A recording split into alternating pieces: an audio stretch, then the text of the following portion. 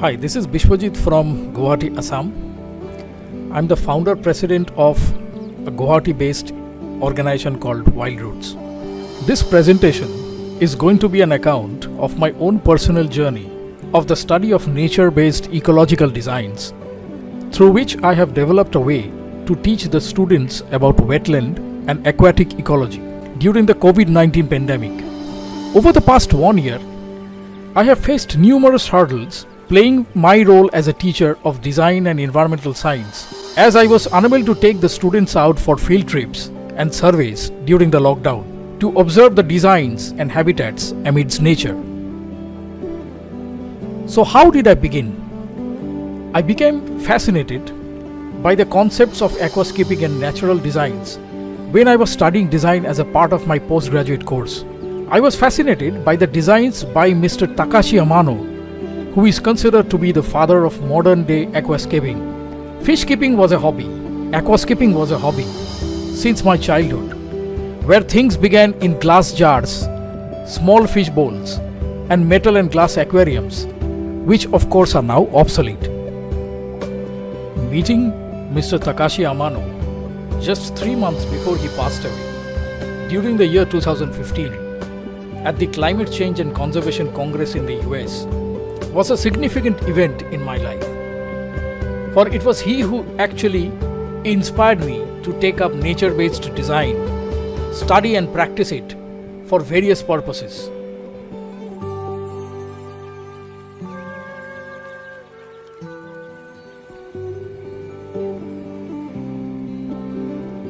It's a journey of many failures, with very little, or should I say, very limited knowledge about natural ecosystems. I tried desperately to replicate wetlands, ponds, and other water bodies, collecting materials from natural sources like stones, branches and twigs, mosses, and small species of plants. But almost all the setups that I had experimented with were a major failure. Some had a boom in the growth of algae, while some just perished due to the fungal growth. Something was not right, and I had to find out the secrets behind sustaining such artificially designed natural setups.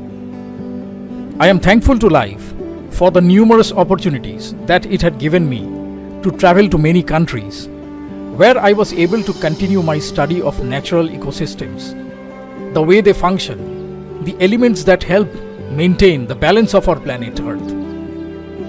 Most of these visits were for educational development, where I got a chance to study in some of the most enterprising institutions around the world.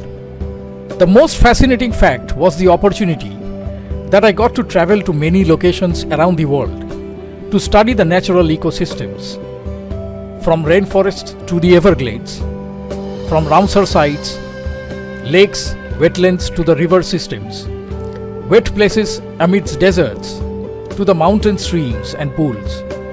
Each place enabled me to study the balance of nature. And the exploration continued. Back in our country, there were locations which taught me more about the ecosystem functions. It has now become my favorite pastime to spend time beside a waterfall, wetland, a gurgling hill stream, or just a pool amidst the rainforests, where I can observe the balance of life. A lot can be learned by just observing.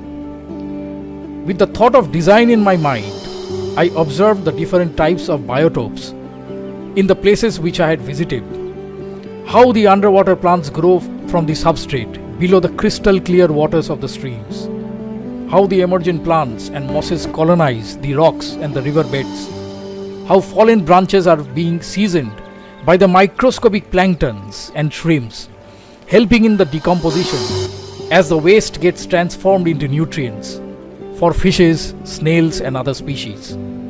The entire system is fascinating. It is always amazing to observe.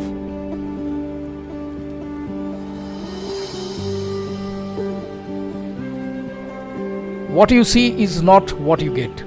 Nowadays, nature-based aquariums are very common, and you all might have come across many aquarium shops with mini waterfall and aquascapes with branches, ferns, and mosses, and ornamental fishes. But how many are those sustainable? and can be used to teach about wetland and aquatic ecology. Are those actual biotopes? The answer is no. These setups are not designed keeping the natural balance in mind and do not provide the means of using such setups for study.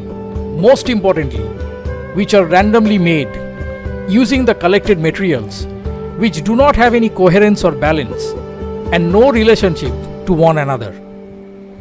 They are just for show and would perish in the long run. Let me show you some examples of biotopes.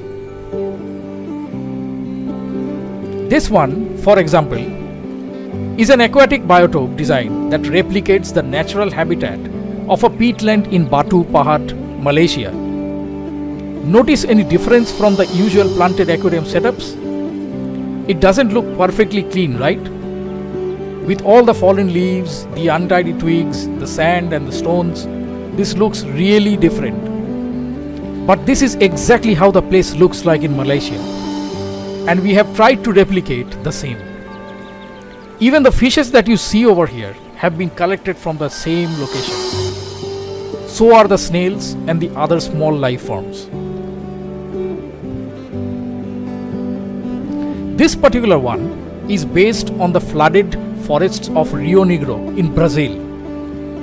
Notice the black waters, the predominance of driftwoods, the fallen botanicals, the leaves, the twigs and the other materials, and the native neon tetras, the fishes that move happily in their schools.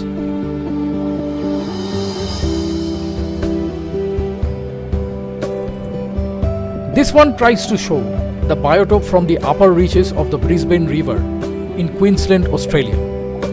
The tidal freshwaters that flood the areas have a sudden dash of life when nature is at its best in designing the habitat which is now under threat.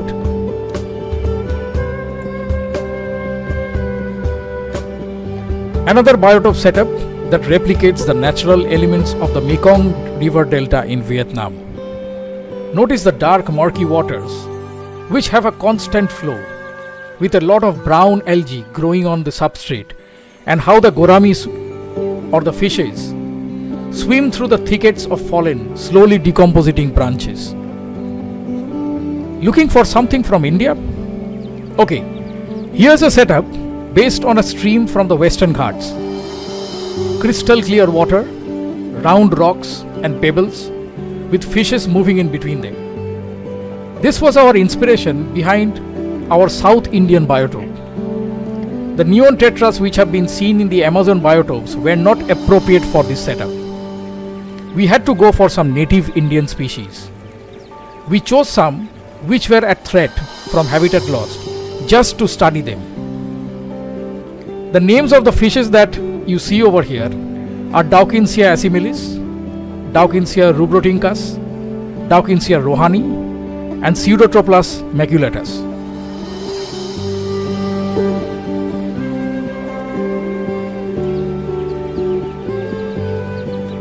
So what are the uses of a natural wetland biotope setup and why we are discussing it as a part of environmental science in the study of wetland ecology? From a biotope setup, one can understand how a wetland ecosystem functions. A simple biotope setup can help us understand the functions of a thriving wetland or aquatic ecosystem where everything can be observed in front of our eyes. A natural wetland biotope setup can also enable us to observe and understand the nitrogen cycle hands-on. The design of a natural biotope setup involves the in-depth understanding of the nitrogen cycle in the natural ecosystems to maintain their balance. A natural wetland biotope setup can also help us observe and understand the process of eutrophication. It helps us to understand the process of eutrophication and how the phytoplanktons play a very important role in the wetland and aquatic ecosystems. A simple wetland biotope setup can enable us to identify the factors influencing the growth of harmful algae.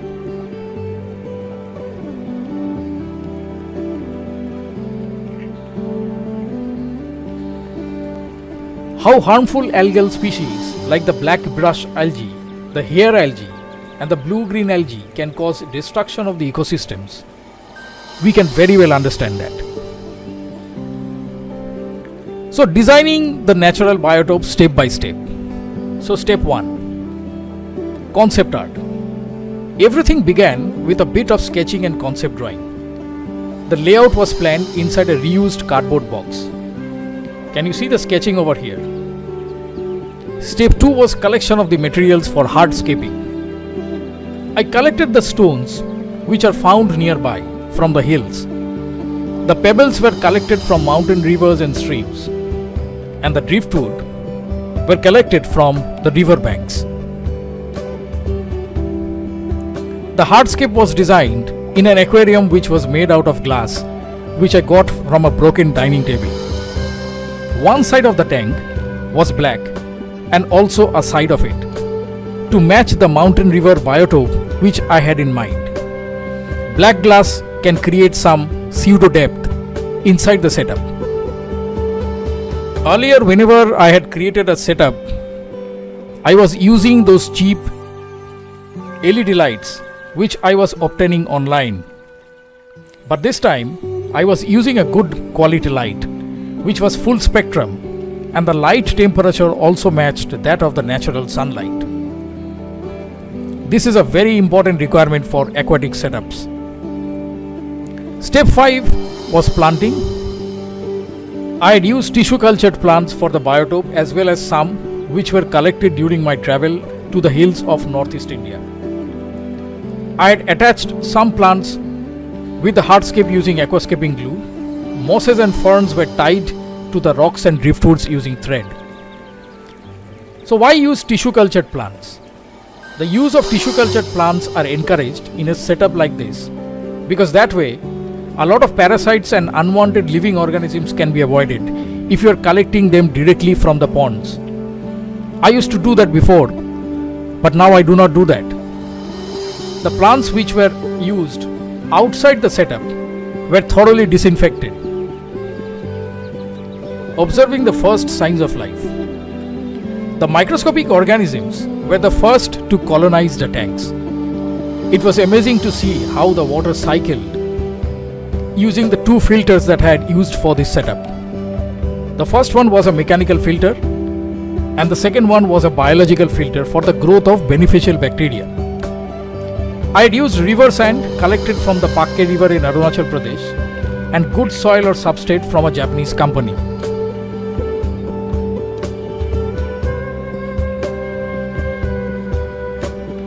This is what the setup looks like after 5 months. I had introduced fishes only after the tank cycled itself for about a month, mostly the tetra species. It's time to share some more secrets. Remember, I was telling you about the algae and fungal problems which I had experienced earlier. Well, I learned a solution for that. Shrimps. The commercial aquarium sector will tell you about species like the Amano shrimps, which are excellent algae eaters, but they do not normally survive in native biotope setups. So I had to do a bit of research on local species of shrimps and did a bit of survey too from Northeast India. In the city of Guwahati, I came across the species chameleon shrimp or the Caridina bubble-tea, which can be found in some habitats within the city where the conditions are just right.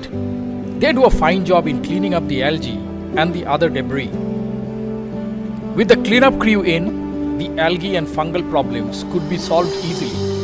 And I learned the importance of the small organisms within the wetland and aquatic ecosystems. Now, whenever I design a setup, I introduce shrimps when the water is getting cycled to eat up the excess cyanobacteria and algae growth and break down the nutrients for the beneficial bacteria.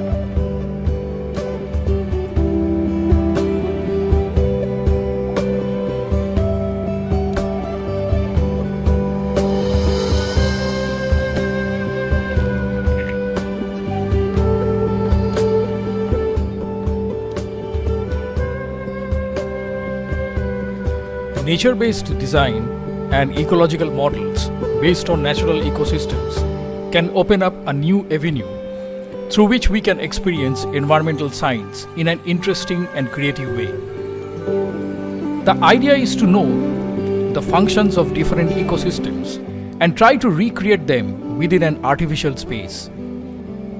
But let us remember, creations by nature can never be replicated. What we can try to achieve is a way to understand the structure of the ecosystems, the threats that they face within a space which is under our observation and control.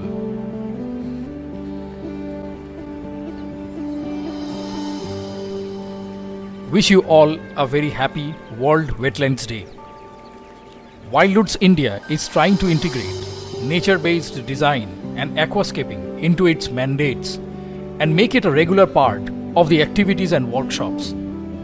Feel free to contact us for workshops and other specialized programs that brings together science, art and design. Thank you so much.